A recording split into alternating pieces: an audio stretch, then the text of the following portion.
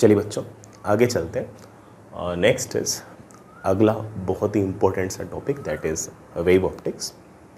हालांकि wave optics waves का एक पार्ट है जिसमें wave on string, sound wave और तीसरा हमारा वेव ऑप्टिक्स है। बट वेव ऑप्टिक्स में सिर्फ और सिर्फ एक ही ऐसा फंडा है जो बाकी दोनों वेव्स में हम पढ़ते हैं, वो है इंटरफेरेंस का फंडा। वो अगर आता हो तो हम वेव ऑप्टिक्स के सवाल बड़े आराम से सही कर सकते हैं। जेई ने जो भी वेव ऑप्टिक्स से सवाल पूछे वो काफ़ी फॉर्मूला बेस्ड सवाल पूछे हैं। किसी को फॉर्मूला आता हो, सिचुएशन आती हो और उस फॉर्मूले पे किसी बच्चे ने अगर 4-4, 5-5 सवाल कर रखे हो तो जेई का सवाल उसका पक्का सही होगा। ठीक है, मेरी थोड़ी सी ना पिछले काफ़ी दिनों से तबीयत ख़राब चल रही है, बट आज तो एक क्लास बनानी थी तो है ना, मैं बना ही रहा हूँ। आई मे साउंड डल बट आप ये मान के चलेंगे पढ़ाऊँगा तो पूरा है। ठीक है, मैं है ना, ऐसा मत समझना कि ना सर की तबीयत ख़राब है तो सर कुछ ही पढ़ा देंगे, ऐसा नहीं होगा। ठीक है, तो I may sound dull but I will say everything right which is needed. Okay, next is बेटा जैसे कैसे वेव ऑप्टिक्स में ऑब्वियस बात है कि ना लाइट को वेव मानते हैं और उसके उस वेव नेचर को हम स्टडी करने की कोशिश करते हैं। लाइट जो है जैसा कि आप लोग जानते हो कि अपने आप में एक इलेक्ट्रोमैग्नेटिक वेव है। लाइट की इक्वेशन मैं ऐसे लिख सकता हूँ कि लेट से उसकी electric field E is equals to E naught sine of omega t minus k x plus theta. ये जो E नॉट है ये बड़ा आपकी इलेक्ट्रिक फील्ड, मतलब एक तरीके से जो लाइट है वो इलेक्ट्रोमैग्नेटिक वेव है। उस इलेक्ट्रोमैग्नेटिक वेव की जो इलेक्ट्रिक फील्ड है उसका एम्पलीट्यूड है या फिर पीक वैल्यू है। कभी कोई अगर मुझसे इसकी RMS वैल्यू पूछेगा ना तो बड़ा एक काम करना है कि पीक वैल्यू को √2 से डिवाइड कर देना है। ये जो ओमेगा है बेटा this is your angular frequency.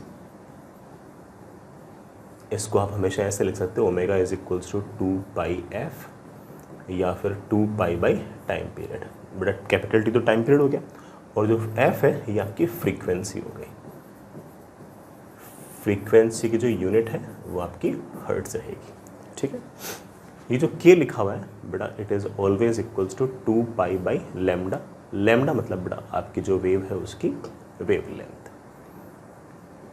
और k का जो सही नाम है बेटा उसका सही नाम तो एंगुलर वेव नंबर है। हालांकि कई बुक्स में बेटा इसको वेव नंबर भी लिखा रहता है बट इसका एक्चुअल नाम तो जो रियल नेम है वो तो एंगुलर वेव नंबर ही है। ये जो E note sine omega t minus k x plus theta है जो अंदर वाली टर्म है ना, इसको हम फेज बोल सकते हैं। क्या बोल सकते हैं बेटा? फेज। इस लाइट की जो भी इंटेंसिटी होगी, इस लाइट की बेटा जो भी इंटेंसिटी होगी वो directly proportional to electric field के एम्पलीट्यूड के स्क्वायर की होगी। आप ऐसे कह सकते हो कि intensity is equals to some constant times E not का स्क्वायर। हालांकि मुझे ऐसा लगता है कि मैंने मेरे बच्चों को ना ये कांस्टेंट की वैल्यू भी सिखा रखी है इलेक्ट्रोमैग्नेटिक वेव्स वगैरह चैप्टर में। शायद ये थी half epsilon not E not का square into c. I really hope आपको याद होगा। हालांकि इस चैप्टर में इस फॉर्मूले की ज़रूरत नहीं होती, सिर्फ इस फॉर्मूले की से ही काम चल जाता है कि intensity directly proportional to amplitude का स्क्वायर है। ठीक है, next is superposition of two coherent source. पहली बात तो ये कोहेरेंट सोर्स क्या है बेटा? कोहेरेंट सोर्स मतलब जिनका ओमेगा सेम हो। कोई दो ऐसी वेव्स जिनका सेम ओमेगा बेटा उसे हम बोलते हैं कि these two sources are coherent sources या फिर these two waves are coherent waves. ठीक है, मैं एक बहुत ही सिंपलिस्टिक से एक सिचुएशन लेके आ रहा हूँ। बड़ा मान लो कि ये लाइट का कोई ना कोई सोर्स है S1, ये बड़ा कोई लाइट का सोर्स है लेट से S2। ठीक है, S1 के कारण कोई ना कोई लाइट आई जिसने x1 डिस्टेंस ट्रेवल की, S2 के कारण लाइट आई लेट से बड़ा उसने x2 डिस्टेंस ट्रेवल की। यहाँ पर कोई डिटेक्टर है जिसके पास दोनों वेव्स एक साथ आ रही है। S1 से जो वेव आई है उसने कुछ एक्स्ट्रा डिस्टेंस ट्रेवल की है। ये जो एक्स्ट्रा डिस्टेंस है इसकी वैल्यू बेटा मेरे पास है x1 माइनस x2। इसको हम एक नाम भी देंगे बेटा, this is known as path difference. ठीक है, मान लो कि S1 के कारण जो वेव आ रही है उसका एम्पलीट्यूड लेट से E1 है। S2 के कारण जो इस डिटेक्टर के पास वेव आ रही है बेटा, मान लीजिए कि उसकी इंटेंसिटी E2 है। तो जब ये दोनों वेव्स D पॉइंट पर आएंगी तो एक रिजल्टेंट वेव बनेगी जिसको हम बोलते हैं सुपरपोजिशन। इस प्रोसेस को हम बोलते हैं सुपरपोजिशन। और जो रिजल्टेंट वेव बनेगी उसके एम्पलीट्यूड का फॉर्मूला होगा कि रिजल्टेंट एम्पलीट्यूड विल बी पहले वाले के एम्पलीट्यूड का स्क्वायर प्लस दूसरे वाले के एम्पलीट्यूड का स्क्वायर प्लस 2 टाइम्स पहले वाले वेव का एम्पलीट्यूड दूसरे वाले वेव का एम्पलीट्यूड इनटू कॉस ऑफ दोनों के बीच में फेज डिफरेंस। ये जो डेल्टा फाई लिखा है ये लिखा है फेज डिफरेंस। ये जो डेल्टा फाई है ये ऑफ कोर्स दोनों वेव्स के बीच के फेज का डिफरेंस है, फेज का डिफरेंस है। अक्सर ये जो फेज डिफरेंस होगा it will be 2 pi by lambda multiplied by दोनों वेव्स के बीच का जो पाथ डिफरेंस है वो होगा। अक्सर ऐसा होगा, अक्सर ऐसा होगा 2 pi by lambda multiplied by दोनों वेव्स ने जो दूरियां ट्रेवल की है उनके बीच का डिफरेंस कितना है, ये बड़ा आपका फेज डिफरेंस होगा। इस फेज डिफरेंस को यहाँ पर रख दो तो आपके पास resultant amplitude of electric field आ जाएगा। इसका अगर मैं स्क्वायर करूँ और वो वाला रिजल्ट यूज़ करूँ कि intensity is directly proportional to electric field का स्क्वायर, तो मेरे पास एक रिजल्ट और आएगा कि resultant intensity will be equal to पहले वाली वेव की इंटेंसिटी प्लस दूसरी वाली वेव की intensity plus 2 times root of पहली वाली वेव की इंटेंसिटी दूसरी वाली वेव की intensity into cos of delta phi. Delta phi बेटा क्या है, फेज डिफरेंस। इसकी वैल्यू क्या होगी 2 pi by lambda into path difference. Simple, ठीक है। ज़्यादा लोड लेना ही नहीं लाइफ के अंदर अपन को, ठीक है। आगे में सारी बात समझने चलिए। अब मैं 2 एक्सट्रीम केस डिस्कस कर रहा हूँ, कंस्ट्रक्टिव इंटरफेरेंस और डिस्ट्रक्टिव इंटरफेरेंस। कंस्ट्रक्टिव इंटरफेरेंस के अंदर हमारे जो रिजल्टेंट इलेक्ट्रिक फील्ड है और जो रिजल्टेंट इंटेंसिटी वो मैक्सिमम होगी और डिस्ट्रक्टिव इंटरफेरेंस के अंदर वो मिनिमम होगी। कंस्ट्रक्टिव इंटरफेरेंस में रिजल्टेंट इंटेंसिटी को मैक्सिमम करने के लिए मैं कॉस डेल्टा फाई को 1 कर दूंगा। रिजल्टेंट इंटेंसिटी को मैक्सिमम करने के लिए कॉस डेल्टा फाई को 1 कर दूंगा। तो इसके अंदर हमारी रिजल्टेंट इंटेंसिटी बोल दो या फिर बेटा हमारी जो रिजल्टेंट इलेक्ट्रिक फील्ड है, रिजल्टेंट एम्पलीट्यूड है, उसे बोल दो, दोनों को ही मैक्सिमम कर दो। इसके लिए कॉस ऑफ डेल्टा फाई जो है वो 1 होना चाहिए। मतलब आपका जो फेज डिफरेंस है वो या तो 0 होना चाहिए या 2 पाई होना चाहिए या 4 पाई होना चाहिए या 6 पाई होना चाहिए या फिर ऐसे बोल दो कि इवन मल्टीपल ऑफ पाई होना चाहिए, ठीक है ना। क्योंकि कॉस 0 भी 1 होता है, कॉस 2 पाई भी 1 होता है। डेल्टा फाई क्या होता है 2 pi by lambda into path difference. It should be equal to 2n pi. बेटा 2 पाई कैंसिल हो गया। इसका मतलब पाथ डिफरेंस जो है वो इंटीग्रल मल्टीपल ऑफ लैम्डा होना चाहिए। दो वेव्स के बीच में कंस्ट्रक्टिव इंटरफेरेंस के लिए पाथ डिफरेंस जो है वो इंटीग्रल मल्टीपल ऑफ लैम्डा होना चाहिए। मतलब आपका जो पाथ डिफरेंस है या तो वो 0 होना चाहिए या वो लैम्डा होना चाहिए या वो 2 लैम्डा होना चाहिए या वो 3 लैम्डा होना चाहिए या वो 4 लैम्डा होना चाहिए या फिर 5 lambda, any integral multiple of lambda होना चाहिए। और आपके पास जो रिजल्टेंट एम्पलीट्यूड है उसकी वैल्यू आ जाएगी, इसको 1 रखना बेटा, इसको 1 रखते ही बेटा वैल्यू आ जाएगी E1 प्लस E2। और हमारे पास जो रिजल्टेंट इंटेंसिटी है उसकी मैक्सिमम वैल्यू आ जाएगी। कितनी आ जाएगी, इसको 1 रखना तो आ जाएगी I1 plus I2 plus 2 times root I1 root I2, जिसे मैं चाहूँ तो root I1 plus root I2 का होल स्क्वायर भी लिख सकता हूँ, ठीक है। ये सब कब होगा, जब आपका resultant intensity, resultant electric field maximum होगा कंस्ट्रक्टिव इंटरफेरेंस वाले केस में, ठीक है ना। ठीक। डिस्ट्रक्टिव इंटरफेरेंस वाले केस में हम चाहेंगे कि हमारी जो रिजल्टेंट इंटेंसिटी है वो मिनिमम हो, हमारा जो रिजल्टेंट इलेक्ट्रिक फील्ड या रिजल्टेंट एम्पलीट्यूड हो वो मिनिमम हो। और उसको मिनिमम करने के लिए मैं क्या करूँगा कि इस कॉस डेल्टा फाई को -1 कर दूंगा। कॉस डेल्टा फाई -1 तब होगा जब डेल्टा फाई या तो पाई हो, चेक कर लें बेटा, या 3 पाई हो, या 5 पाई हो, या 7 पाई हो, एंड सो ऑन। दूसरे शब्दों में कहूँ तो ऐसे कह दो कि ऑड मल्टीपल ऑफ पाई। ठीक है, स्टैंडर्ड रिजल्ट है, याद रख सकते हो। फेज डिफरेंस हमेशा होता है 2π/λ into path difference. It should be equal to 2n + 1 times of pi. बेटा पाई से पाई क्या हो गया, कैंसिल। मेरे पास आ गया डेल्टा x = 2n + 1 टाइम्स λ/2। इसका मतलब डिस्ट्रक्टिव इंटरफेरेंस के लिए पाथ डिफरेंस जो है वो ऑड मल्टीपल ऑफ λ/2 होना चाहिए। ऑड मल्टीपल ऑफ λ/2 होना चाहिए। n को अगर 0 रख दूंगा तो λ/2 आ जाएगा, 1 रखूंगा तो 3λ/2, 2 रखूंगा तो 5λ/2, 7λ/2, 9λ/2 एंड सो ऑन। तो पाथ डिफरेंसेस अगर ऐसे होंगे तो आपका डिस्ट्रक्टिव इंटरफेरेंस होगा। और जब डिस्ट्रक्टिव इंटरफेरेंस होगा तो resultant intensity of course minimum आएगी और उसकी वैल्यू होगी, रख के देखिएगा, इसकी जगह -1 रख देना, वैल्यू आएगी बेटा आपके पास mod ऑफ E1 - E2।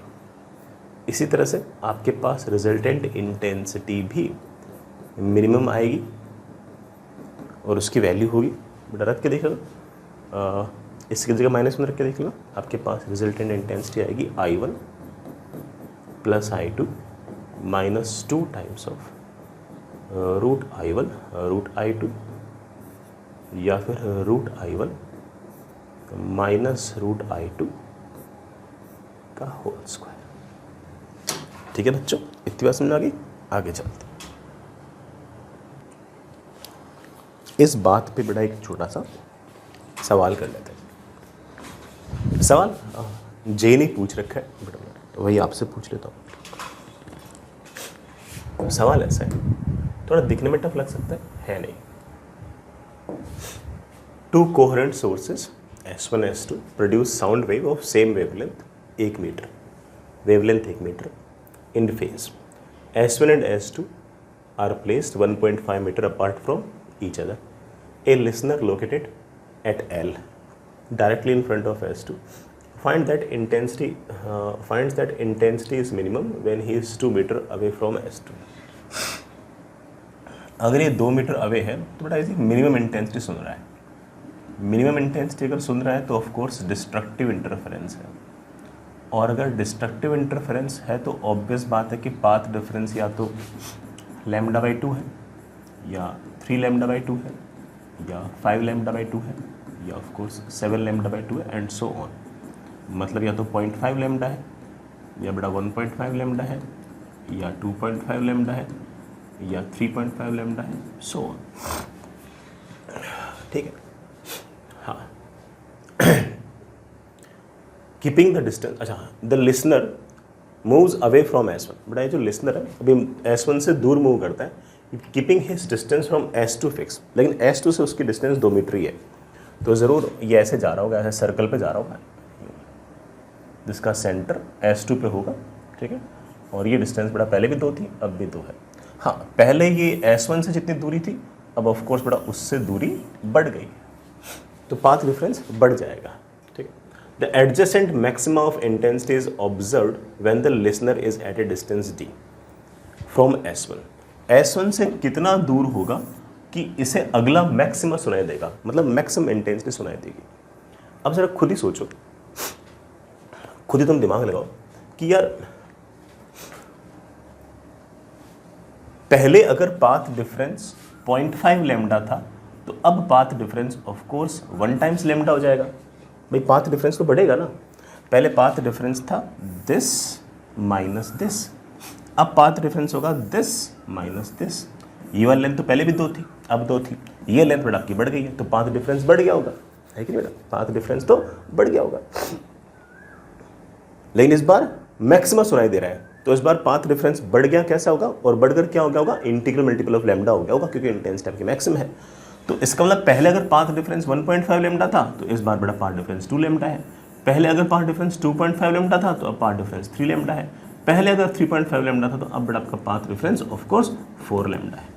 तो मैं बड़े आराम से ऐसे कह सकता हूँ कि नया वाला जो पाथ डिफरेंस है इट माइनस पुराना वाला जो पाथ डिफरेंस है it should be equal to, बड़ा डिफरेंस देखना, it should be of course 0.5 times of lambda.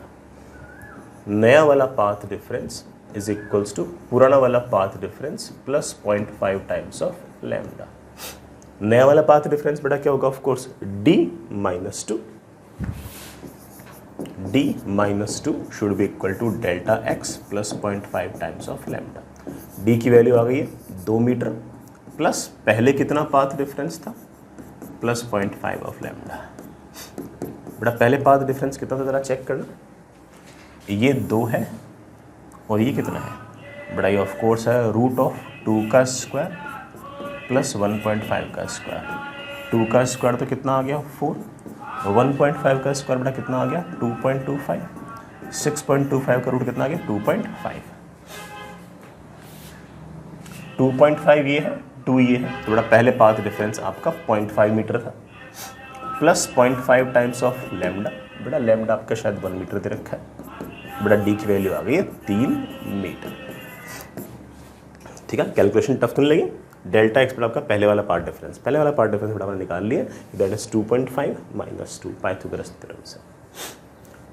D की वैल्यू बेटा कितनी आनी चाहिए 3 मीटर आनी चाहिए। बेटा 3 मीटर को टिक लगा दो। ठीक है, आगे चलते हैं। Next is wave front. ऐसे बेटा सिंपल सी बात है, वेव फ्रंट एक्चुअली उन पॉइंट्स का लोकस है जो सेम फेज में ऑसिलेट करते हैं। It is locus of the points which are oscillating in same phase. It is locus of points oscillating in same phase. इसमें आपको सिर्फ और सिर्फ 2-3 छोटी छोटी बातें याद रखनी है। सबसे पहले पॉइंट सोर्स।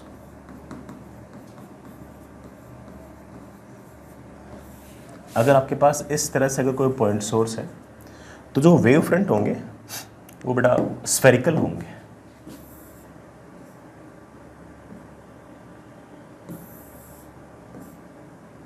बेटा क्या होंगे, स्फेरिकल होंगे। ऐसे ये स्फीयर S1, ये स्फीयर S2, ये sphere S3, these are concentric spheres centred at source. सबका सेंटर बेटा क्या होगा, जो सोर्स है वही होगा। सर लोकस का मतलब क्या है बेटा, लोकस का मतलब ये है कि इस सोर्स से जो लाइट आई है, इस सोर्स से जो लाइट आई है ऐसे, उसके कारण जो फेज होगा वो इस वेव फ्रंट के हर पॉइंट पर सेम होगा। जैसे मान लो कि इस पॉइंट पर अगर फेज है φ1 तो इस पॉइंट पर भी बड़ा फेज कितना होगा φ1, इस पॉइंट पर भी बड़ा फेज कितना होगा φ। इसी तरह से इस पॉइंट पर भी बड़ा फेज होगा, इस पॉइंट पर अगर फेज φ2 तो इस पॉइंट पर भी बड़ा फेज φ2, इस पॉइंट पर भी फेज φ2, इस पॉइंट पर अगर फेज φ3 तो इस पॉइंट पर बड़ा फेज φ3, इस पॉइंट पर भी बड़ा आपका फेज φ3। एक दो बातें और इम्पोर्टेंट है याद रखने के लिए कि जो लाइट होगी ना वो हमेशा इस तरह से ट्रेवल करेगी कि वेव फ्रंट को हमेशा ऐसे नॉर्मली इंटरसेक्ट करेगी। ठीक है, एक बात और बेटा, लाइट को एक वेव फ्रंट से दूसरे वेव फ्रंट तक जाने में अगर यहाँ से यहाँ तक डेल्टा टी टाइम लगा है तो वेव फ्रंट को यहाँ से यहाँ तक जाने में भी डेल्टा टी टाइम ही लगेगा, यहाँ से यहाँ तक जाने में भी डेल्टा टी टाइम ही लगेगा। ठीक है, तो एक वेव फ्रंट से दूसरे वेव फ्रंट तक जाने के में जितने भी रास्ते हैं हर रास्ते से बड़ा टाइम आपको बराबर ही लगेगा, आपको मतलब लाइट को। ठीक है, तो याद रखिए बेटा इस तरह से आपके पास वेव फ्रंट बनेगा। मैं इसमें बात और बोल दूँ बेटा, मान लो कि ऐसे कोई डाइवर्जिंग रेज निकल रही है किसी पॉइंट सोर्स से ऐसे, तो हम वेव फ्रंट बना देंगे ऐसा, स्फेरिकल बना देंगे। इन स्फीयर्स का सेंटर कहाँ पर होगा, इस पॉइंट सोर्स पे होगा। इसी तरह से बेटा मान लीजिए कि कोई लाइट जो है वो ऐसे किसी पॉइंट पर कन्वर्ज हो रही है, किसी पॉइंट पर कन्वर्ज हो रही है, तो वेव फ्रंट ऐसे स्फेरिकल बनेंगे। इन स्फीयर्स का सेंटर कहाँ पर होगा? इस पॉइंट पे होगा। ठीक है। नेक्स्ट इज, मैं एक छोटी सी बात और बोल दूं, अगर आपके पास पैरेलल बीम ऑफ लाइट है,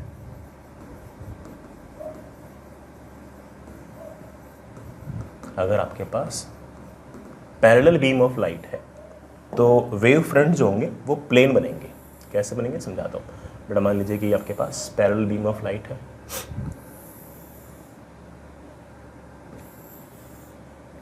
तो जो वेव फ्रंट बनेंगे वो ऐसे बनेंगे, ऐसे प्लेन्स बनेंगे।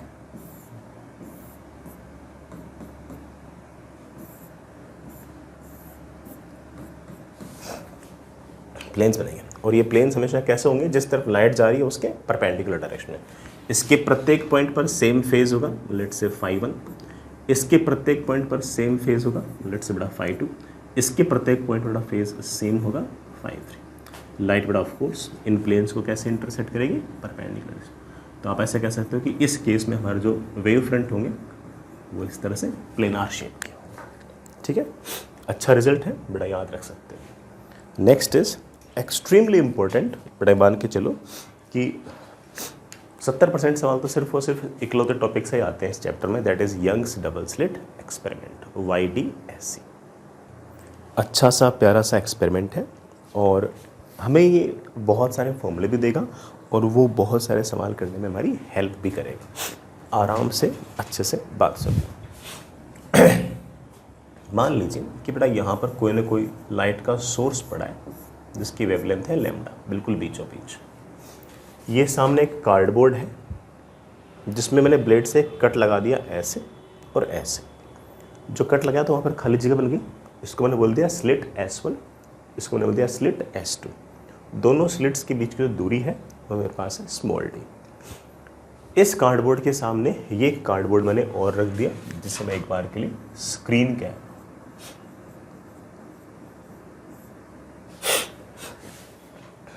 स्लिट्स और स्क्रीन के बीच की जो दूरी है वो आपके पास कैपिटल D है। ध्यान रखना, ऐसे शब्द सवाल के अंदर यूज कर रखे होंगे।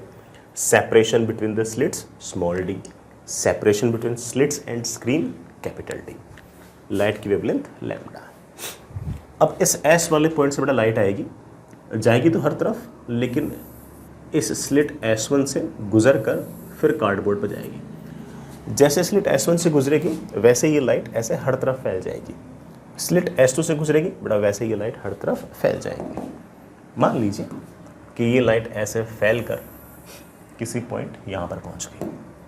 स्लिट S2 से लाइट बड़ा फैल कर किसी पॉइंट यहाँ पर पहुँच गई। ये जो बिल्कुल सामने पॉइंट था, जो मोस्ट सिमेट्रिक पॉइंट है, जिसे मैं एक नाम दे रहा हूँ सेंट्रल मैक्सिमा, जिसे मैं नाम दे रहा हूँ बेटा क्या? Central maxima. उस पॉइंट से ये वाला जो पॉइंट है P, मान लीजिए ये बड़ा y डिस्टेंस ऊपर है, और ये जो एंगल है ये बड़ा लीजिए आपके पास लेट्स से थीटा है। जैसा कि आप देख पा रहे हो कि S1 से जो लाइट P पॉइंट पर पहुंची है उसने कम डिस्टेंस ट्रेवल किया है, और S2 से जो लाइट P पॉइंट पर पहुंची है उसने ज़्यादा डिस्टेंस ट्रेवल की है। जितनी एक्स्ट्रा डिस्टेंस ट्रेवल की है वही तो हमारा पाथ डिफरेंस है। So the most important term is path difference. बड़ा पाथ डिफरेंस इज S2 से P तक की डिस्टेंस माइनस S1 से P तक की डिस्टेंस। जैसे हम इसको सॉल्व करते हैं बेटा, इसकी वैल्यू d sin थीटा के बराबर आती है। थीटा क्या बेटा, मैंने डायग्राम से दिखाई दिया है।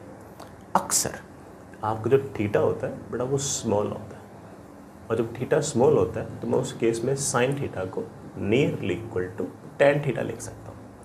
तो ये जो पाथ डिफरेंस है ये बड़ा आपके पास d टाइम्स टेन थीटा बन जाएगा, मतलब d times tan theta. Tan theta is of course इस ट्रायंगल देखना परपेंडिकुलर अपॉन बेस, परपेंडिकुलर है y, बड़ा बेस है कैपिटल D। ये लीजिए, ये आपका पाथ डिफरेंस है। अच्छा एक्सप्रेशन है बेटा, प्लीज हो सके तो याद भी रखें, अच्छा एक्सप्रेशन है। अब इस पॉइंट P पर S1 के कारण जो लाइट आ रही है और S2 के कारण जो लाइट आ रही है वो सुपर इम्पोज करेगी, और इस पॉइंट पर बड़ा रिजल्टेंट इंटेंसिटी मैक्सिमम भी हो सकती है, मिनिमम भी हो सकती है। अगर रिजल्टेंट इंटेंसिटी मैक्सिमम हो गई तो मैं ऐसा बोल दूंगा कि P पॉइंट पर ब्राइटनेस आ गई है या फिर ब्राइट फ्रिंज बन गई है। ब्राइट फ्रिंज तो तब बनती है जब बड़ा आपका पाथ डिफरेंस जो है वो इंटीग्रल मल्टीपल ऑफ लैम्डा हो। बड़ा हमने निकाल लिया है, path difference is dy by capital D that is equals to n times of lambda. बड़ा y की वैल्यू आ गई है n times lambda capital D upon small d। तो y की ये जो वैल्यूज़ हैं इन वैल्यूज़ पर आपको मैक्सिमाज नज़र आएंगे, मैक्सिमम इंटेंसिटी नज़र आएगी। n को 0 पुट करता हूँ तो y की वैल्यू आ गई है 0। n को अगर 1 पुट करता हूँ तो आ गया है lambda capital D upon small d। 2 put करता हूँ तो 2 times lambda capital D upon small d, और 3 पुट करता हूँ तो lambda capital D upon small d and so on. ये सारे के सारे पॉइंट्स वो हैं जहाँ पर आपको मैक्सिमम इंटेंसिटी दिखाई देगी या ब्राइट इंटेंसिटी दिखाई देगी। ये जो दो कंसेक्यूटिव मैक्सिमाज हैं इनके बीच का जो सेपरेशन है उसे हम फ्रिंज विड्थ कहेंगे, और फ्रिंज विड्थ की बड़ा वैल्यू आएगी lambda capital D upon small d। Check कर लो बड़ा इन दोनों के बीच जो दूरी है बड़ा आपका फ्रिंज विड्थ। मैं कह सकता हूँ कि y इज इक्वल्स टू 0 पर या बीटा पर या 2 बीटा पर या 3 बीटा पर या फिर 4 बीटा पर, इन सभी पॉइंट्स पर बड़ा इंटेंसिटी बहुत ही ज़्यादा है। ठीक है, फिर है ना, बहुत अच्छी खासी इंटेंसिटी है। ये हमारे मैक्सिमास है एक तरीके से। अपन सवाल भी कर लेंगे लेकिन पहले एक बार बात को ढंग से समझ लो। आगे चले। अगर मैं कहूँ कि मुझे मिनिमास चाहिए, मिनिमास चाहिए, इस बात का मतलब ये है कि मुझे रिजल्टेंट इंटेंसिटी मिनिमम चाहिए। मुझे रिजल्टेंट इंटेंसिटी मिनिमम चाहिए मतलब मुझे ना स्क्रीन पर डार्कनेस चाहिए, तो ऑब्वियस बात है कि मैं कहूँगा कि मुझे डिस्ट्रक्टिव इंटरफेरेंस चाहिए। क्या चाहिए बेटा? Destructive interference. और डिस्ट्रक्टिव इंटरफेरेंस के लिए बेटा पाथ डिफरेंस जो है it should be odd multiple of lambda by 2। बड़ा पाथ डिफरेंस अगर निकालना हो, बड़ा पाथ डिफरेंस में निकाल चुका हूँ dy by capital D, it should be equal to 2n plus 1 times lambda by 2। 2 का अंदर ले आओ, बड़ा y की वैल्यू आ गई n plus half times lambda capital D upon small d।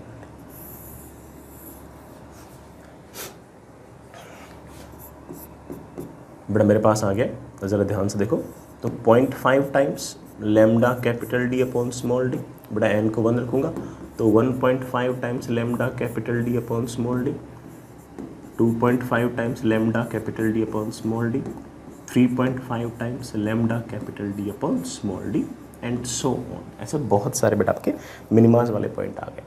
Again दो कंसेक्यूटिव मिनिमास के बीच का जो सेपरेशन है बेटा वो भी हमारा वही आ रहा है बीटा, जिसे हम फ्रिंज विड्थ कह रहे थे।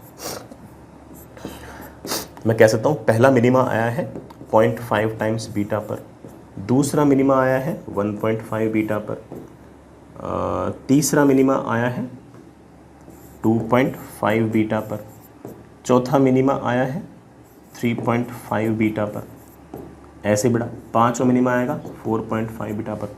मान लो कोई मुझसे पूछ ले कि सर 10th मिनिमा कहाँ पर आएगा, तो मैं बोल दूँगा 9.5 बीटा पर। 10 में से हाफ निकाल दो तो 9.5 बीटा।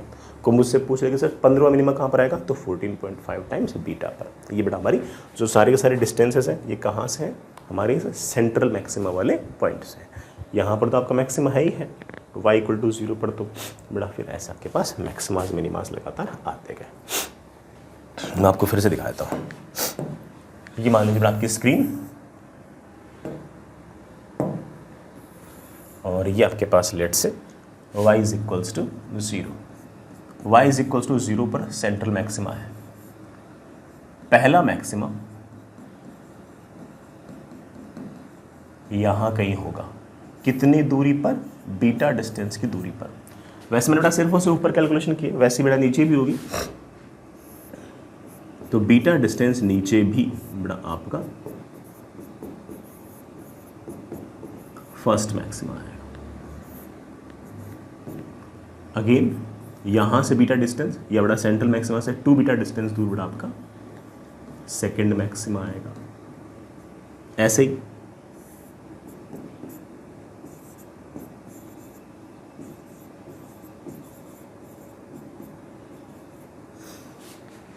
बड़ा थर्ड मैक्सिमा कहां पर आएगा, यहां से बीटा डिस्टेंस दूर बड़ा आपका थर्ड मैक्सिमा।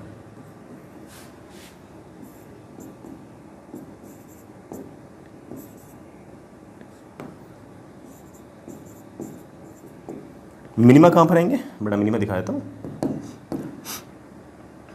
0.5 बीटा पे पहला मिनिमा आएगा,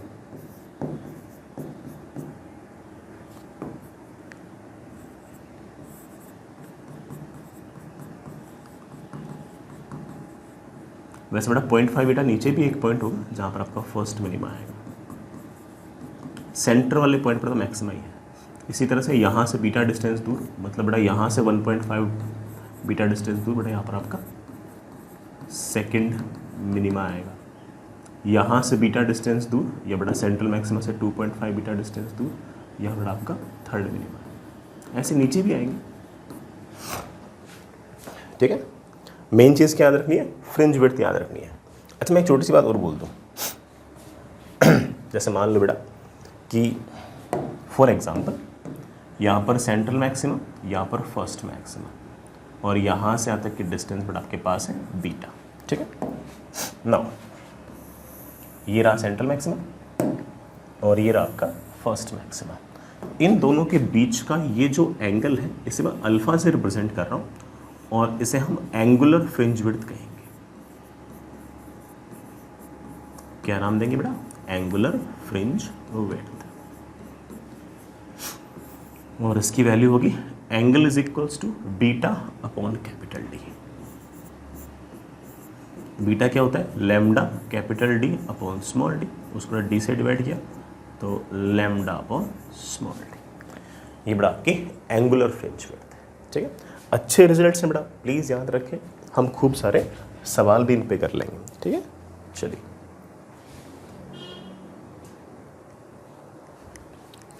मेरे ख्याल से फॉर्मूले याद हो जाएंगे आपको ना। चलिए कुछ सवाल करते हैं इस बात पे ना, अच्छे बिल्कुल फॉर्मूला बेसिस सवाल है, ठीक है। चलो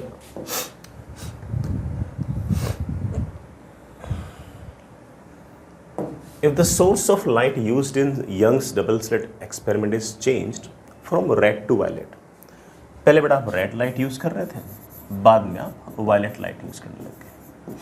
और रेड की और वायलेट की बड़ा वेवलेंथ जो है ना वो सेम नहीं होती, वो अलग अलग होती है। सर किसकी ज़्यादा होती है, मैंने शायद पहले आपको याद भी करा रखी हो, violet, indigo, blue, green, yellow, orange, red. जैसे जैसे इधर जाओगे बेटा वैसे वैसे लैम्डा बढ़ेगा, तो रेड की वेवलेंथ ज़्यादा होगी।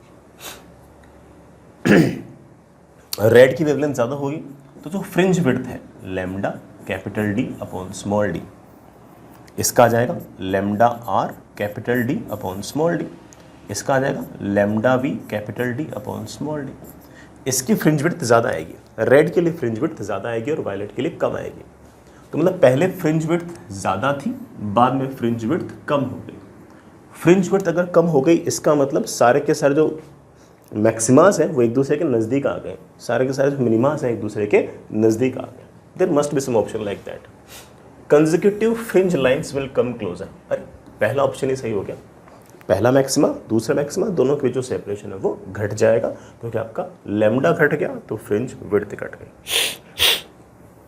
बाकी सारे ऑप्शंस तो बेटा ब्राइटनेस वगैरह को इंटेंसिटी को लेके उसके बारे में कोई इन्फॉर्मेशन दे नहीं रखी तो हम कमेंट नहीं कर सकते, ठीक है।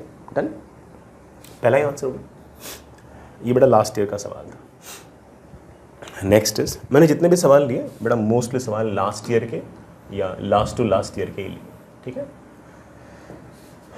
In Young's double slit experiment 2 slits are separated by 2 millimetre. बेटा 2 slits हैं, उनके बीच जो सेपरेशन है वो 2 मिलीमीटर है।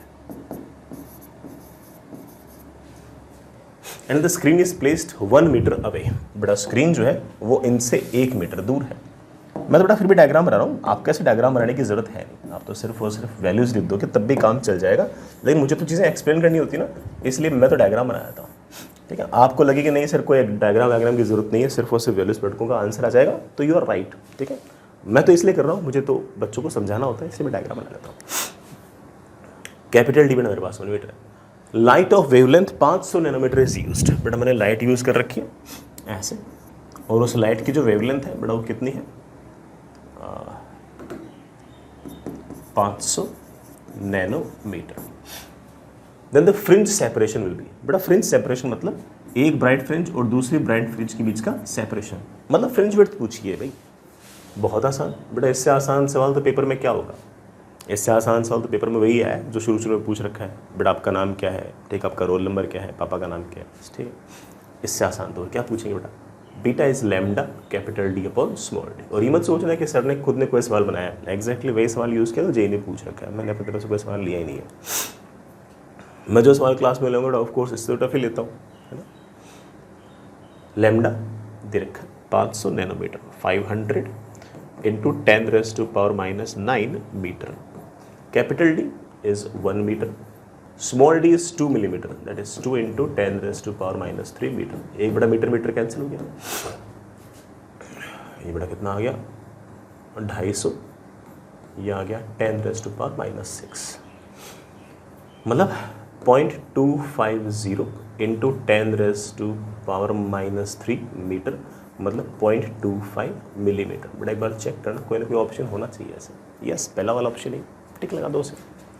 ठीक है, मैंने थोड़ा फिर भी डायग्राम बनाया, आपको डायग्राम बनाने की भी जरूरत नहीं है। लैम्डा दे दिया, कैपिटल डी दे दिया, स्मॉल डी दे दिया, बता दो सब कुछ, क्या दिक्कत है। ठीक है, आगे चलते हैं बेटा। नेक्स्ट इज अगला सवाल, अगेन जेई का सवाल। ए फ्रिंज विड्थ, इस बार डायग्राम बिना बनाए काम चल लो, ठीक है, पिछले बनाया था वैसे बेटा सवाल आप इससे। The fringe width of 6 millimetre, बेटा fringe width of 6 millimeter is produced for 2 slides separated by 1 millimeter। बेटा इसका मतलब स्लिट्स के बीच में दूरी 1 मिलीमीटर है, कोई दिक्कत नहीं है। The screen is placed 10 metre away, बेटा स्क्रीन जो है वो 10 मीटर दूर है, तो कैपिटल डी बेटा 10 मीटर दूर है। मुझसे पूछा है वेवलेंथ कितनी होगी नैनोमीटर के अंदर। अरे ठीक है, पिछले वाला सवाल जैसे तो है, पिछली बार लैम्डा दे दिया था, बीटा पूछ लिया, इस बार बीटा दे दिया, लैम्डा पूछ लिया। ठीक है, हो सकता कि बच्चों को ऐसा लग रहा हो कि सर तो बेवकूफ़ बना रहे हैं, अरे बेटा ऐसे सवाल पूछती है जी, मैं क्या करूँ यार, है ना। ठीक है, कर लो, मैं क्या करूँ बेटा इसमें। Beta is equals to lambda capital D upon small d. Lambda पूछा है तो beta small d upon capital D. हाँ बेटा, बीटा कितना है 6 मिलीमीटर, स्मॉल डी कितना है 1 मिलीमीटर, कैपिटल डी कितना है 10। ठीक है, ये कितना आ गया 6 इंटू 10⁻⁻7 मीटर। सही निकाला है। हाँ बड़ा, मैं इसको भी लिख सकता हूँ, दैट इज 600 इंटू 10⁻⁻9 मीटर, या फिर 600 नैनोमीटर। बड़ा मुझसे 600 नैनोमीटर, तो एक्स की वैल्यू पूछी बेटा, एक्स की वैल्यू कितनी आ गई 600, नैनोमीटर तो पहले से लगाए रखा, तो आंसर इज 600। ठीक है,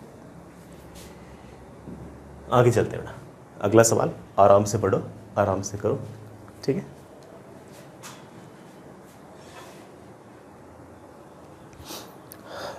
करते हैं बेटा ये वाला सवाल।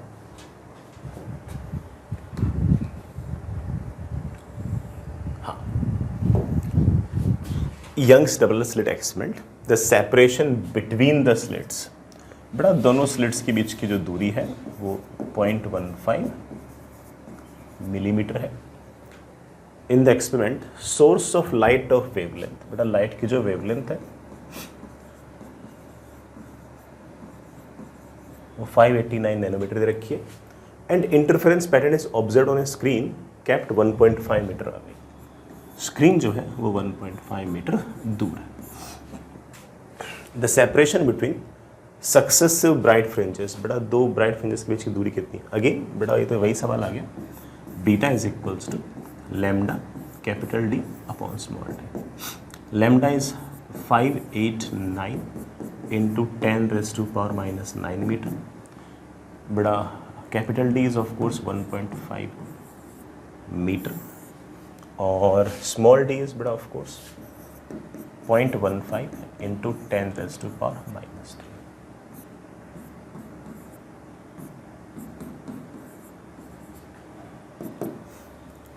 बड़ा कितना आ गया 5.89 इंटू 10⁻⁴ और 2 6 -3 5.89 मिलीमीटर। बड़ा ये हमारा आंसर आना चाहिए। अब बड़ा 5.89 के तो नियरेस्ट ये वाला है 5.9 मिलीमीटर। ठीक है, आगे चलते हैं।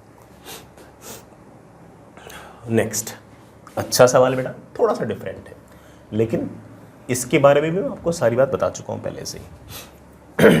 इन a Young's double slit experiment light of wavelength 500 nanometre is used for interference pattern. ठीक है बेटा, कोई दिक्कत नहीं। When the distance between slits, बेटा दोनों स्लिट्स के बीच की जो दूरी है वो 0.05 मिलीमीटर है। The angular width of the fringe formed on at a distance screen is close to. बेटा मुझसे ये पूछ रखा है कि जो फ्रिंज विड्थ है ना बेटा, जो फ्रिंज विड्थ है द एंगुलर विड्थ पूछ रखी है। इसकी मुझे एंगुलर विड्थ पूछ रखी है, ये वाला एंगल पूछ रखा है। आप बोलोगे सर इसी एंगुलर विड्थ को तो हमने एंगुलर फ्रिंज विड्थ पे कहा था। Angular fringe width is of course beta upon capital D that comes out by lambda upon small d. Lambda है 500 इंटू 10⁻⁻⁹। बड़ा ये है 0.05 इंटू 10⁻⁻3।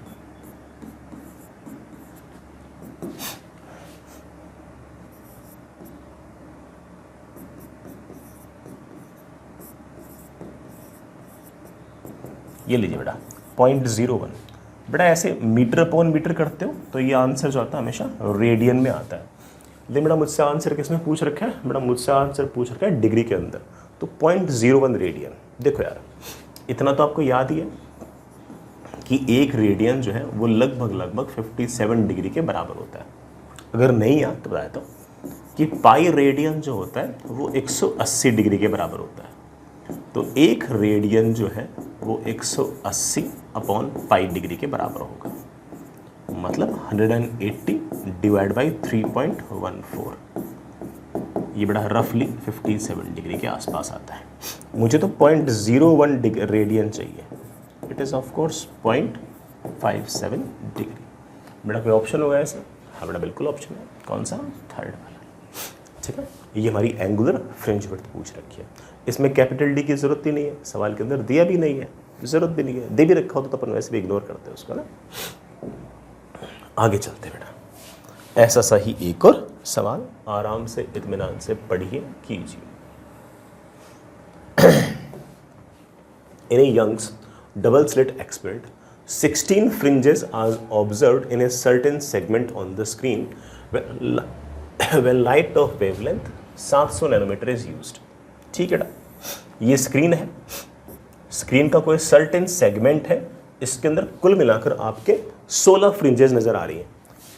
एक फ्रिंज जो है वो बीटा डिस्टेंस की होती है, तो ऑफ कोर्स यहाँ से तक मान लो उस पोर्शन की लंबाई अगर एल है तो ये 16 टाइम्स ऑफ बीटा है। बेटा पहले वाली फ्रिंज विड्थ को मैंने बीटा 1 मान लिया ऐसे। ठीक है, if the wavelength of light is change to 400 nanometre the number of fringes observed in the same segment. अब उसी लेंथ के अंदर मैं वेवलेंथ चेंज कर दूंगा, वेवलेंथ चेंज कर दूंगा तो बीटा चेंज हो जाएगा, बीटा चेंज हो जाएगा, तब ऑब्वियस बात है कि ना अब ज़्यादा या कम नंबर ऑफ फ्रिंजेस आ सकती है।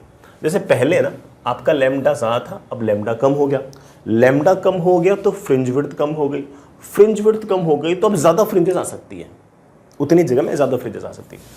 सर नई वाली फ्रिंज विड्थ लेट से बीटा 2 है, अब बीटा 2 बीटा 2 बीटा 2 बीटा 2 बेटा मान लो कि n नंबर ऑफ फ्रिंजेस आएंगी, तो दिस टोटल लंबाई should be equal to n times of beta 2।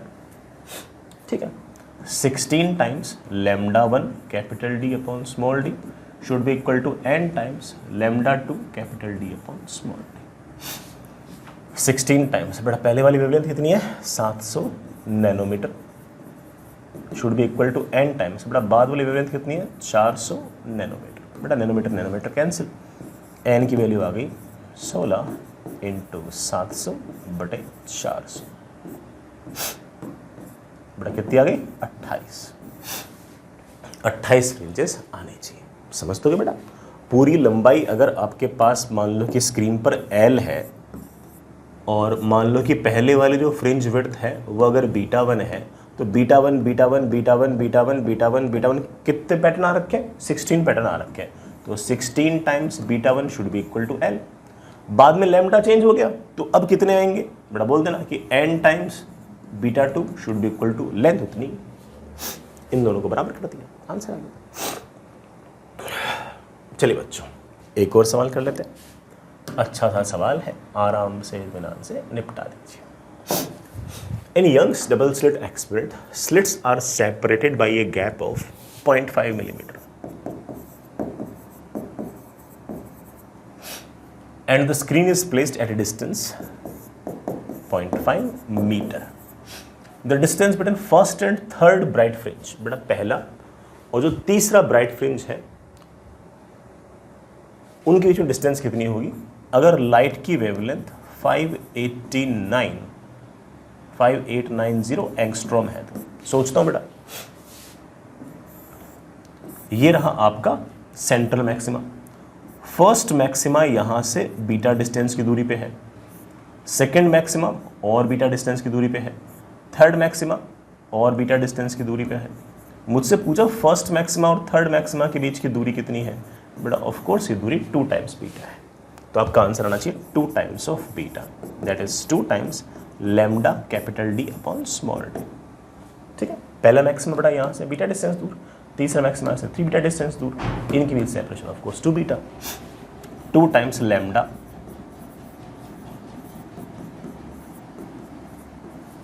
Capital D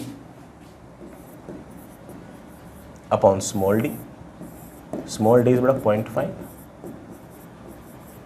1 metre बड़ा कैंसिल हो गया।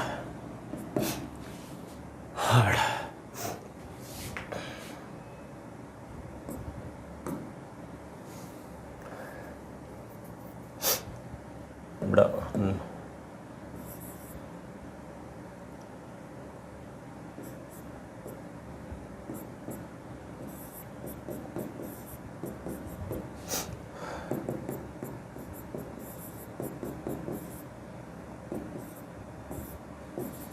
ये बड़ा आंसर आना चाहिए, चेक कर लो बेटा, ये सही लग रहा है, मीटर में हो बड़ा आंसर और क्या,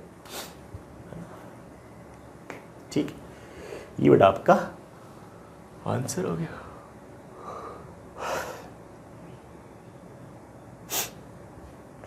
ठीक है, आगे चलते हैं।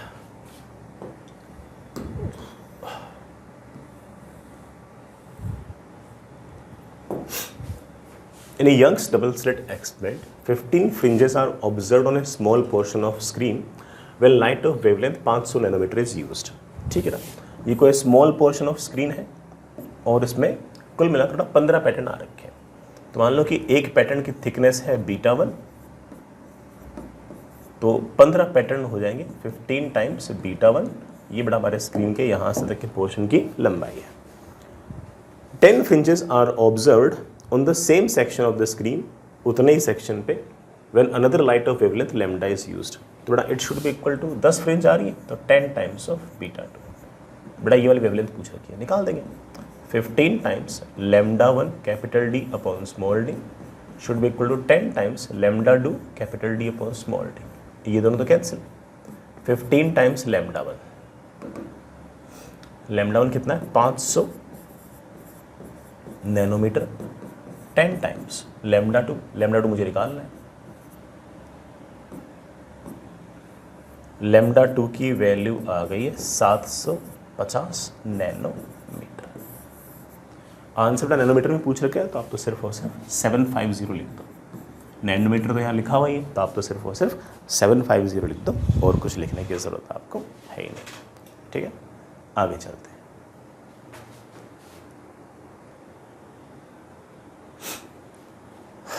चलिए बेटा,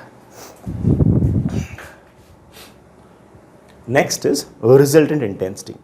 अभी तक तो बेटा हमने सिर्फ और सिर्फ ये देखा कि कहाँ मैक्सिमा आएगा, कहाँ मिनिमा आएगा, लेकिन जहाँ मैक्सिमा आएगा वहाँ पर कितनी इंटेंसिटी आएगी, जहाँ मिनिमा आएगा वहाँ कितनी इंटेंसिटी आएगी, ये भी हम डिस्कस कर लेते हैं। बेटा मान लीजिए कि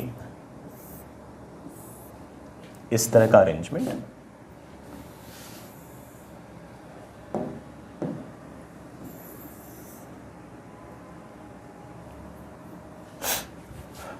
ये जो ऊपर वाली स्लिट है S1, मान लीजिए बेटा इससे जो लाइट आ रही है उसकी वेवलेंथ है, सॉरी उसकी इंटेंसिटी है I1। नीचे स्लिट से जो लाइट आ रही है बेटा उसकी इंटेंसिटी बेटा स्क्रीन के किसी पॉइंट पर लेट से I2। इसके कारण किसी जगह इंटेंसिटी है I1, इसके कारण किसी जगह इंटेंसिटी है I2। मान लीजिए ये दोनों लाइट्स आई किसी पॉइंट P पे, ये रहा बेटा आपका पॉइंट P जो यहां से y डिस्टेंस दूर है, ये बड़ा स्मॉल d, ये आपका कैपिटल D। अब इस पॉइंट P पर जो रिजल्टेंट इंटेंसिटी होगी दैट विल बी, बड़ा फॉर्मूला याद है, पहले वाले के कारण इंटेंसिटी दूसरे वाले के कारण intensity plus 2 times root of पहले वाले के कारण इंटेंसिटी दूसरे वाले के कारण इंटेंसिटी इनटू कॉस ऑफ दोनों वेव्स के बीच में कितना फेस डिफरेंस है। Simple, I1 plus I2 plus 2 times root of I1 I2, बड़ा कॉस ऑफ फेस डिफरेंस का बड़े आराम से लिख सकता हूँ 2 pi by lambda multiplied by path difference. ये जो पाथ डिफरेंस है ये मेरे बच्चों को पहले से लिखना सिखा चुका हूँ, इसे हम लिख सकते हैं dy बाई कैपिटल D।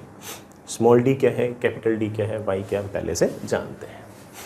जब y की वैल्यू n टाइम्स बीटा हुई, मतलब बेटा आपके मैक्सिमाज हुए, उन पॉइंट्स पर आपकी इंटेंसिटी सबसे ज़्यादा आएगी। रख के देखना, छोटा रख के देख लेना, उस टाइम बेटा ये आपका 1 हो जाएगा और ये 1 होते बेटा आपकी इंटेंसिटी मैक्सिमम आएगी और वैल्यू आएगी I1 plus I2 plus 2 times root I1 I2 या फिर root I1 plus root I2 का होल स्क्वायर। ठीक है, अगर मैं अपने डार्क फ्रिंजेस की बात करूं या मिनिमास की बात करूं तो उसके लिए y की वैल्यू को एक बार आप 2n प्लस 1 बीटा बाई 2 रख देना। जैसे आप ऐसा रखोगे तो इस कॉस ऑफ समथिंग की वैल्यू लीस्ट आ जाएगी, वो होती है -1, और उस केस में आपके पास मिनिमास पर इंटेंसिटी लीस्ट आएगी और वो जो लीस्ट इंटेंसिटी होगी उसकी वैल्यू आएगी I1 plus I2 minus 2 times root I1 root I2। इसे मैं ऐसे लिख सकता हूँ कि root I1 minus root I2 का होल स्क्वायर। ठीक है, इसमें मुझे एक स्पेशल केस और याद रखना चाहिए कि I1 और I2 की वैल्यू अगर सेम हुई तो क्या रिजल्ट आएंगे। हालांकि रख के भी देख सकते हो, लेकिन अगर याद रखोगे तो हो सकता है कि आपका थोड़ा सा समय बच जाए। If I1 is equal to I2 is equals to I0, अगर दोनों के दोनों लाइट सोर्सेस के कारण, सॉरी S1 और S2 के कारण स्क्रीन के प्रत्येक पॉइंट पर इंटेंसिटी अगर बराबर होगी तो रिजल्ट क्या होंगे वो भी निकाल लेते हैं। हालांकि आप भी निकाल सकते हो, लेकिन मैं याद ही करवा देता हूँ। लीजिए बेटा, इसके कारण S1 के कारण स्क्रीन के किसी भी पॉइंट पर इंटेंसिटी होगी I0, S2 के कारण बेटा स्क्रीन के किसी पॉइंट पर इंटेंसिटी होगी I0। दोनों S1 S2 के बीच सेपरेशन स्मॉल d, स्लिट्स और स्क्रीन के बीच की दूरी बेटा कैपिटल D, और मान लीजिए बेटा मैं किसी पॉइंट P के बारे में बात कर रहा हूँ जो सेंट्रल मैक्सिमा से y डिस्टेंस दूर है। लाइट यहाँ से भी है, यहाँ से भी है। यहाँ पर रिजल्टेंट इंटेंसिटी क्या होगी, आप कहोगे कि सर रिजल्टेंट इंटेंसिटी होगी, फॉर्मूला है I1 plus I2 plus 2 times root I1 root I2 cos of दोनों वेव्स के बीच का फेस डिफरेंस। अब I1 I2 बड़ा सेम है तो सेम लिख दो, that is 2 times I0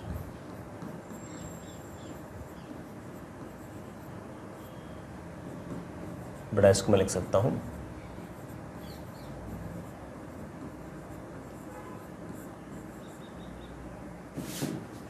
4 times I naught cos square delta phi by 2।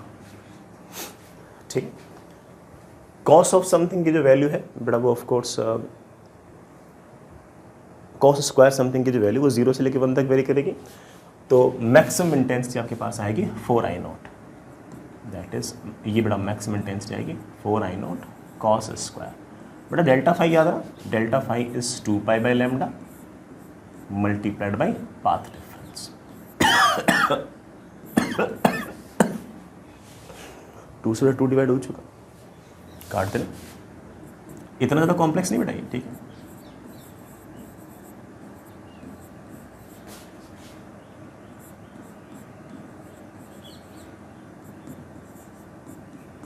कोई सब एक याद रख लो बेटा। पाथ डिफरेंस हम कैसे लिखते थे, डी साइन थीटा, उसको हम लिखते थे D tan theta, D ten और डी वाई बाई डी लिखते थे। लैम्डा कैपिटल डी पर स्मॉल डी बेटा आपका बीटा हुआ करता था। कई बच्चे बेटा ये वाला फॉर्मूला भी याद रखते हैं, ठीक है। आप ये भी कह सकते हो कि किसी भी पॉइंट पर इंटेंसिटी होगी मैक्सिमम। अच्छा मैं एक बार बात बताऊंगा, रुक जाओ। अब जो भी आपके मैक्सिमाज वाले पॉइंट हैं, मतलब बीटा की वैल्यू, सॉरी वाई की वैल्यू या तो 0 ले लो या बीटा ले लो या 2 बीटा ले लो या 3 बीटा ले लो, कुछ भी ले लो, रख के देख लें बेटा। आपके पास इंटेंसिटी मैक्सिमम आएगी and that will be 4 times I0। मतलब I0 और I0 मिलकर बेटा वहाँ पर क्या हो जाएगा 4 I0। This is your constructive interference. It will occur at central maxima, first maxima, second maxima, third maxima and like that. ऐसे बेटा कहीं ना कहीं मिनिमा भी होगा। मिनिमा होगा y की वैल्यू बेटा कहाँ पर 0.5 बीटा पर, 1.5 बीटा पर, 2.5 बीटा पर एंड सो ऑन रख के दिख लेना। और यहाँ पर आपके पास मिनिमम इंटेंसिटी आएगी 0। कहाँ आएगी बेटा, पहले मिनिमा पे, दूसरे मिनिमा पे, तीसरे मिनिमा पे, इन जगह आपकी रिजल्ट इंटेंसिटी 0 आ जाएगी। मतलब I0 और I0 मिलके 4 I0 भी हो सकता है, I0 और I0 मिलके 0 भी हो सकता है। And this concept is known as interference, ठीक है। मैं एक बात तो बोल दूँ कि आपके पास जो इंटेंसिटी आ रही है इट इज़ जो मैक्सिमम पॉसिबल इंटेंसिटी हो सकती है किसी भी ब्राइट फ्रिंज पर times cos square pi y by beta या फिर बेटा I max times cos square phase difference upon. जैसे लिखना चाहो बेटा वैसे लिखो, कोई दिक्कत नहीं है, ठीक है। आगे चलते हैं, कुछ सवाल करते हैं बेटा फॉर्मूले का ना। चलिए सवाल सुनिए बेटा, अच्छा सा सवाल।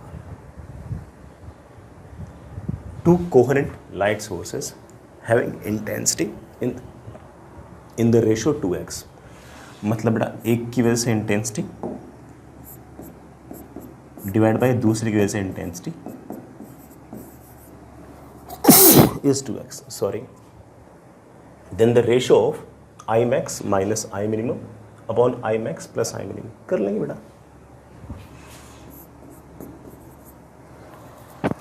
सॉरी बेटा, I max minus I minimum upon I max plus I minimum।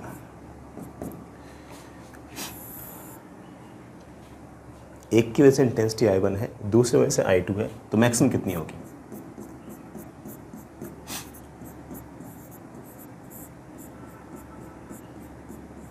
यही होगी माइनस मिनिमम कितनी होगी?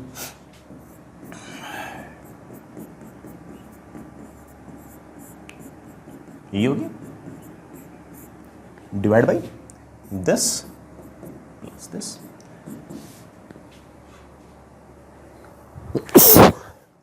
ऊपर थोड़ा क्या आ गया 4 टाइम्स रूट I1 I2, नीचे क्या आ गया, इन दोनों को ऐड करूंगा तो क्या हो जाएगा 2 times,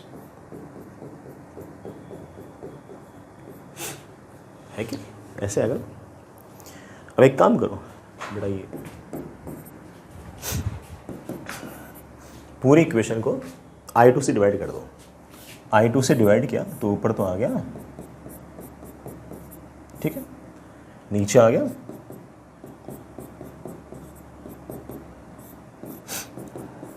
but I1 upon I2 मुझे शायद 2x दे रखा है।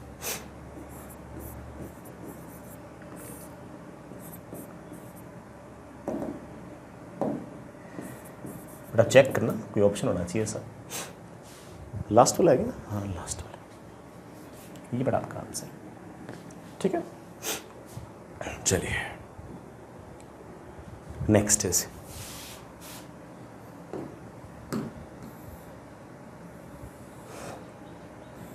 क्या कह रहे बेटा ये वाला सवाल। Any Young's double slit experiment, the width of one of the slit is thrice the second slit.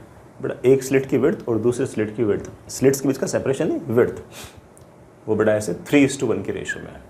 The amplitude of the light coming from slit is directly proportional to slit width.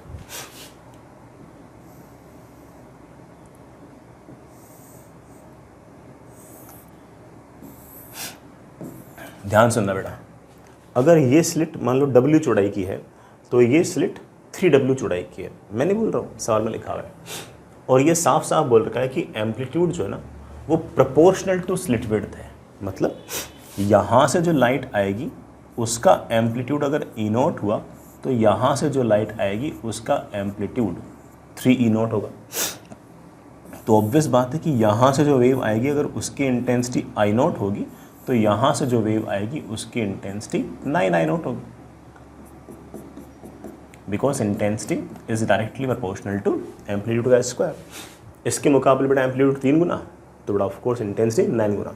Amplitude 3 गुना क्यों? क्योंकि सवाल में लिख रखा था कि इस विड्थ के मुकाबले ये वाली विड्थ 3 गुना है, और जो एम्पलीट्यूड है वो directly proportional to slit width है। मैं नहीं बोल रहा हूँ, सवाल में लिखा हुआ था। The ratio of maximum is to minimum intensity in the interference pattern. बेटा इंटरफेरेंस पैटर्न में मैक्सिमम इंटेंसिटी और मिनिमम इंटेंसिटी का रेशियो पूछा है। I max upon I minimum. I max बेटा क्या होता है? Root of I1 plus root of I2 का होल स्क्वायर। ये कितना होता है बेटा? Root of I1 minus root of I2 का होल स्क्वायर। सिर्फ वैल्यूज पटकनी है। I1 तो लिख लेता हूँ I0, I2 लिख लेता हूँ 9 टाइम्स,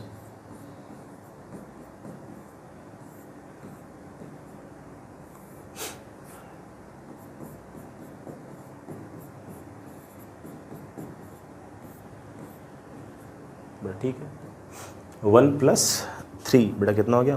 4। 4 का स्क्वायर कितना आएगा? 16। I0 तो कैंसिल। 1 माइनस 3 बेटा कितना आ गया? 2। 2 का स्क्वायर कितना आ गया? 4। बेटा मेरे ख्याल से 4:1 आंसर आना चाहिए। ठीक है, 4:1 आंसर आना चाहिए। Maximum is to minimum, maximum is to minimum is 4:1। 1:4 तो हो नहीं सकता, मैक्सिमम इज टू मिनिमम पूछा है तो पहले बड़ा होना चाहिए बाद में छोटा होना चाहिए। ठीक है, आगे चलते हैं बेटा।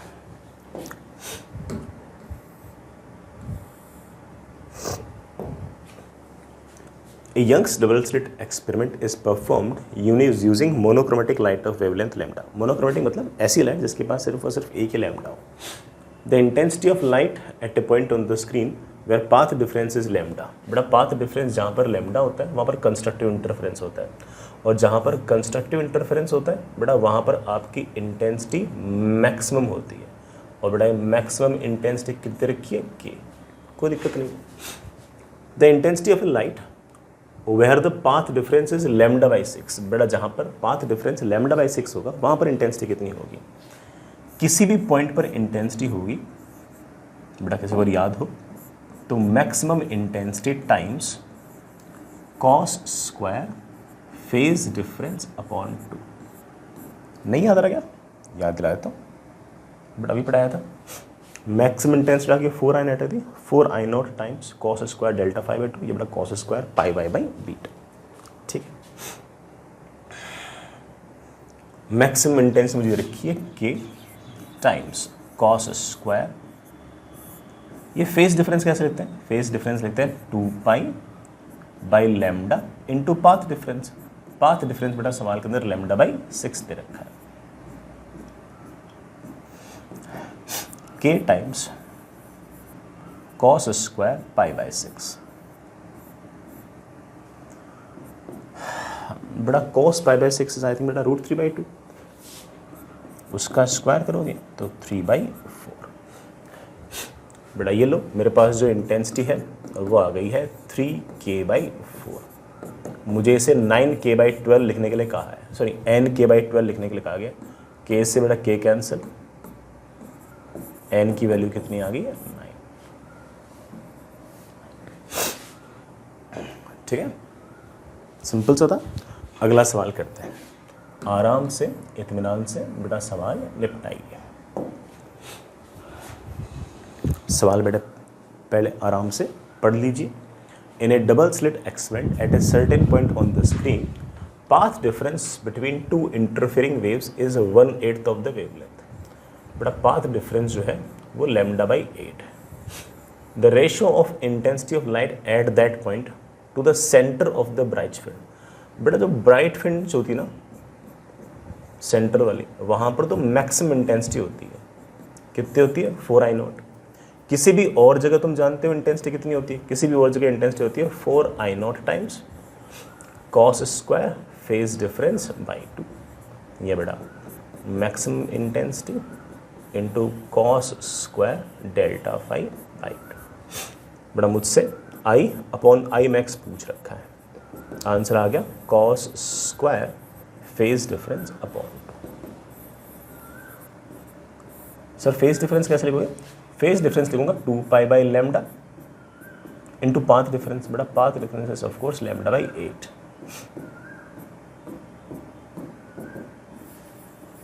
Cos square pi by 8।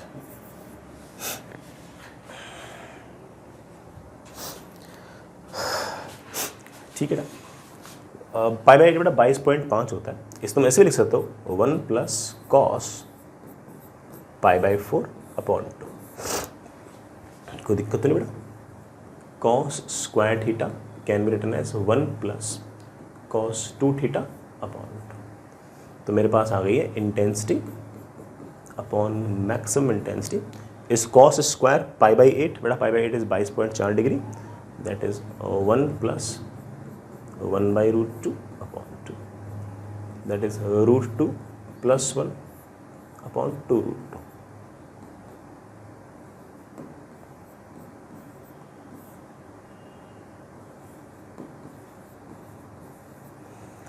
ये बड़ा रेशियो निकाल लेना। मेरे ख्याल से रेशियो लगभग 0.85 के आसपास आएगा। ये वाला आपका आंसर आ जाएगा। तो सवाल में से कुछ खास था तो नहीं, बस ये कैलकुलेशन थोड़ी सी अच्छी थी। ठीक है, ये कैलकुलेशन थोड़ी सी बढ़िया थी, बाकी तो ठीक है बेटा। हो सकता है बेटा कई लोगों को cos 22.5 डिग्री पहले से याद हो कि इसकी वैल्यू √2 प्लस 1 अपॉन 2√2 होती है। साइन 22.5 डिग्री की वैल्यू होती है √2 माइनस 1 अपॉन 2√2। इसकी बेटा वैल्यू √2 प्लस 1 अपॉन 2√2। ठीक है, हो सकता है कई बच्चों को पहले से भी याद हो। ठीक है, आगे चलते हैं। Next is optical path. आराम से इत्मीनान से बेटा मेरी बात सुनना। मान लीजिए बेटा ये मेरे पास कोई ट्रांसपेरेंट मीडियम है जिसकी थिकनेस है T और इसकी रिफ्रैक्टिव इंडेक्स है म्यू, और ये मैंने कोई ना कोई लाइट भेज दी ऐसी लाइट जिसकी वेवलेंथ लैम्डा है एयर में या वैक्यूम में। तो मैं सिर्फ ये कहना चाहता हूँ कि इस लाइट ने ये जो T डिस्टेंस ट्रेवल की है ऐसे मीडियम में जिसका रिफ्रैक्टिव इंडेक्स म्यू है, तो यहाँ से यहाँ तक जो पाथ डिफरेंस आएगा उतना ही पाथ डिफरेंस तब भी आएगा जब ये light mu into t distance travel कर लेगी इन एयर और vacuum. This mu t is known as your optical path. Is known as optical path. नहीं समझ में आया? चलो फिर से कोशिश करता हूं. बड़ा मान लो कि ये मेरे पास कोई ग्लास है और इस ग्लास की जो थिकनेस है वो मान लीजिए कि लेट से 3 सेंटीमीटर है और इसका रिफ्रैक्टिव इंडेक्स बड़ा 3/2 है. ट्रांसपेरेंट ग्लास है, इसमें लाइट आई ऐसे, ठीक है. ये 3 सेंटीमीटर का जो ग्लास है इसको तुम रिप्लेस कर दो एयर या वैक्यूम से, लेकिन थिकनेस जो है वो 3 सेंटीमीटर मत रखना, बल्कि थिकनेस तुम कर देना म्यू टी. म्यू कितना है? 3/2. टी कितना है? 3 सेंटीमीटर, 4.5 सेंटीमीटर. इसका मतलब 3 सेंटीमीटर ग्लास में ट्रेवल करो या 4.5 सेंटीमीटर एयर में या वैक्यूम में ट्रेवल करो, एक ही बात है. यहां से यहां तक जितना पाथ डिफरेंस आएगा उतना ही पाथ डिफरेंस यहां से यहां आएगा. तो एक्चुअल में तो उस लाइट ने 3 सेंटीमीटर ही ट्रेवल किया है. किसके अंदर? ग्लास के अंदर. लेकिन मैं उस ग्लास को हटा दूंगा और जहाँ पर 3 सेंटीमीटर मैंने डिस्टेंस लिखी थी ना, उसके लिए मैं 4.5 सेंटीमीटर ले दूंगा. 4.5 सेंटीमीटर एयर में या वैक्यूम में ट्रेवल करना या 3 सेंटीमीटर ग्लास के अंदर ट्रेवल करना एक ही बात है. तो ये 4.5 सेंटीमीटर क्या हो गया? ये उसकी ऑप्टिकल लेंथ हो गई, और जो एक्चुअल लेंथ ट्रेवल किया उसने वो उसकी ज्योमेट्रिकल लेंथ हो गई. तो 3 सेंटीमीटर तो ज्योमेट्रिकल लेंथ है और बड़ा ये आपकी 4.5 सेंटीमीटर आपकी ऑप्टिकल लेंथ है. चलो मैं छोटा सा एग्जाम्पल और देता हूँ. बड़ा मान लो कि ये वाटर है, लाइट आई ऐसे और वाटर के अंदर 9 सेंटीमीटर ट्रेवल कर ली. वाटर का जो रिफ्रैक्टिव इंडेक्स है वो बेटा कितना है? 4/3. अब तुम ज़्यादा चक्कर मत पड़ना, तुम तो एक काम करना, वाटर को रिप्लेस कर देना एयर से, क्योंकि हमें तो एयर में कैलकुलेशन आती है. बस एयर में जो डिस्टेंस है वो कितनी कर देना? Mu into T. वाटर का बड़ा रिफ्रैक्टिव इंडेक्स कितना है? 4/3. टी कितना है? 9 सेंटीमीटर. बड़ा कितना आ गया? 12 सेंटीमीटर. तो एयर में या वैक्यूम के अंदर 12 सेंटीमीटर ट्रेवल कर लो या पानी के अंदर 9 सेंटीमीटर ट्रेवल कर लो, दोनों ही केस में आपके पाथ डिफरेंसेस सेम आएंगे. ठीक है, इतनी सी बात याद रखनी है. इस बात पे एक छोटा सा सवाल कर लेते हैं. सवाल बेटा अगेन जैसा जेई ने पूछ रखा है एग्जैक्टली वैसा मैंने पूछ रखा है. Two light waves having same wavelength lambda in vacuum are traveling in phase initially. The first wave travels path L1 through a medium of refractive index N1, while the second wave travels a length of L2 in a medium of refractive index N2. After this, the phase difference between these two waves. ठीक है ना? पहले वाली जो wave है वो एक ऐसे मीडियम से ट्रेवल करती है जिसका रिफ्रैक्टिव इंडेक्स है N1 और जिसकी लेंथ है L1. दूसरी वाली जो वेव है वो बड़ा एक ऐसे मीडियम से ट्रेवल करती है जिसका रिफ्रैक्टिव इंडेक्स है N2 और इसके अंदर वो लेंथ ट्रेवल करती है N2. एक काम करो, ये जो इसने L1 डिस्टेंस में ट्रेवल किया ना, इसको तुम रिप्लेस कर दो कि ये एयर में ही ट्रेवल किया है. देन कितनी लेंथ ट्रेवल किया है एयर के अंदर? N1 L1. इस N2 रिफ्रैक्टिव इंडेक्स वाले मीडियम को हटा दो और इसकी जगह एयर ही लगा दो, और एयर में कितनी डिस्टेंस ट्रेवल की है? N2 L2. Refractive index N1 के मीडियम के अंदर L1 डिस्टेंस ट्रेवल करना या एयर के अंदर N1 L1 डिस्टेंस ट्रेवल करना एक ही बात है. N2 रिफ्रैक्टिव इंडेक्स के मीडियम के अंदर L2 डिस्टेंस ट्रेवल करना और एयर या वैक्यूम के अंदर N2 L2 डिस्टेंस ट्रेवल करना एक ही बात है. अब इसने इतनी डिस्टेंस ट्रेवल की, इसने इतनी डिस्टेंस ट्रेवल की, पाथ डिफरेंस कितना आएगा? पाथ डिफरेंस हो जाएगा N1 L1 minus N2 L2. मुझसे पूछा फेज डिफरेंस कितना आएगा? फेज डिफरेंस तो मेरे प्यारे बच्चे जानते हैं कि 2π/λ मल्टीप्लाइड बाय पाथ डिफरेंस. बड़ा देख लेना, कोई ऑप्शन, कोई ना कोई ऑप्शन पक्का होगा ऐसा. जो पढ़ा है बड़ा वही सवाल में पूछ रखा है. 2π/λ N1 L1 minus N2 L2. ये तीसरा बेटा आपका आंसर. तीसरा बेटा आपका आंसर. आगे चलते हैं बेटा. एक और सवाल, ये सवाल है उससे ज़्यादा कुछ नहीं है. ठीक है, आप चाहो तो बेटा रिजल्ट भी याद रख सकते हो. बेटा फिर से वही कहानी, अपना YDSC एक्सपेरिमेंट ये ऊपर स्लिट S1, नीचे स्लिट S2, दोनों स्लिट्स के बीच में दूरी है बड़ा स्मॉल d। यहाँ कहीं बड़ा सोर्स है लाइट का जिसकी वेवलेंथ है लैम्डा। स्लिट्स और स्क्रीन के बीच की जो दूरी है वो बड़ा आपके पास कैपिटल D है। ठीक है, अब एस सोर्स से लाइट आई U, फिर बड़ा लाइट आई U, फिर बाद में स्क्रीन के पास भी लाइट तो जाएगी जाएगी। बड़ा मान लीजिए यहाँ कहीं कोई पॉइंट है, बड़ा वहाँ पर लाइट आई यहाँ से और कोई ना कोई बड़ा लाइट आई यहाँ से। ये रहा बड़ा P पॉइंट जो यहाँ से Y डिस्टेंस दूर है। ये वाली लेंथ और ये वाली लेंथ तो बराबर होगी। पाथ डिफरेंस तो of course this minus this होगा। अब पाथ डिफरेंस क्या होगा आराम से देखना। इस पॉइंट P पर जो पाथ डिफरेंस होगा वो होगा S2 से P तक की लेंथ माइनस S1 से P तक की लेंथ। बेटा S1 से P तक की जो लेंथ है उसमें डैश लगा दिया। सर डैश क्यों लगा दिया? क्योंकि बेटा ये जो S1 से P तक की जो लेंथ है ये S1 से P तक की जो लेंथ है उसके बराबर नहीं है, उससे ज़्यादा है। सर क्या बहकी बहकी बातें कर रहे हो? हाँ बेटा, क्योंकि बीच में ना इसने कुछ डिस्टेंस जो है वो एक ऐसे मीडियम में ट्रेवल किया है जिसका रिफ्रैक्टिव इंडेक्स म्यू है और थिकनेस T है। मैंने क्या किया कि स्लिट S1 के सामने ये एक ट्रांसपेरेंट स्लैब डाल दी। क्या डाल दी बेटा? ट्रांसपेरेंट स्लैब, जिसका रिफ्रैक्टिव इंडेक्स म्यू है और जिसकी थिकनेस T है। तो यहाँ पर भले ही उसने डिस्टेंस T ट्रेवल की हो लेकिन इसकी औकात T जितनी नहीं है, इसकी औकात एयर के अंदर mu into T distance travel करने के बराबर है। तो सर आखिर यहाँ से तक की आप टोटल लेंथ लिखोगे कैसे? सुनना बेटा, पहले यहाँ से तक की लेंथ में ये T माइनस कर दें। S2P तो बेटा वैसा का वैसा, यहाँ से यहाँ तक की जो S1P लेंथ है उसमें से T माइनस कर दे। तो S1P की लेंथ में से T माइनस कर दे। सो क्यों माइनस कर दिया?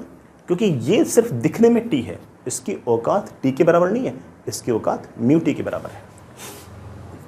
तो T की जगह म्यू T लिखो और मेरे पास आ गया that is S2P minus S1P minus of mu minus 1 into T।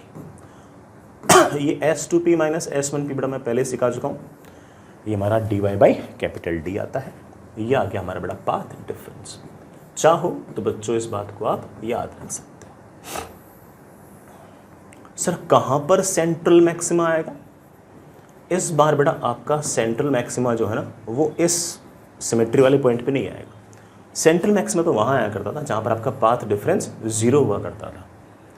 बड़ा पाथ डिफरेंस 0 एक बार करके देखना। ले बेटा पाथ डिफरेंस बेटा जहाँ पर 0 किया बड़ा वहाँ पर मेरे पास आ गया D capital D upon small d into mu minus 1। ये वो पॉइंट आ गया बेटा जहाँ पर आपका सेंट्रल मैक्सिमा होगा।